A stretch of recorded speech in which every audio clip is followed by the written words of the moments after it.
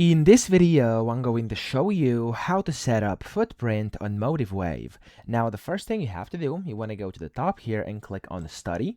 And then from here, you want to look for Volume Based, okay? So hover over this, and then down here, you can find Volume Imprint. So you want to click on the Volume Imprint over here. And then as you can see here, you have a bunch of different settings. You have General, Display, Imbalance, etc. So for the most basic way to do this, you want to go to General, and you want to, of course, customize the column 1 and column 2. So you can only have one, or you could have two as well. So if I go to column 1 over here and do, for example, bid ask, I can then just click on add over here, and it's going to get added to my chart. Now note that right now over here I am on a simulated trading. That's why it's not going to show any data. But for you, when you are inside your real account, for example, you'll be able to see all the data on here. And now notice how there's actually candlesticks in the back here. Now if this is bothering you, what you have to do is go to the top here where you can see the candlestick icon, click on it, and switch to no bars. And whenever you do that, it's only going to show your footprint chart over here, okay?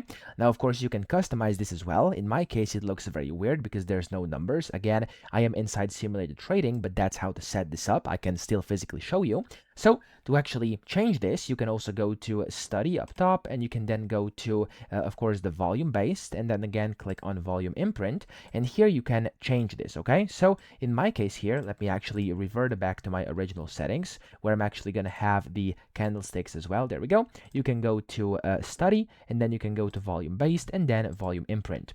In here, you can change a lot of things. You could also do like different columns. If I do bid ask and then delta over here, you can change your tick intervals and then the imprint count and the alignment, etc.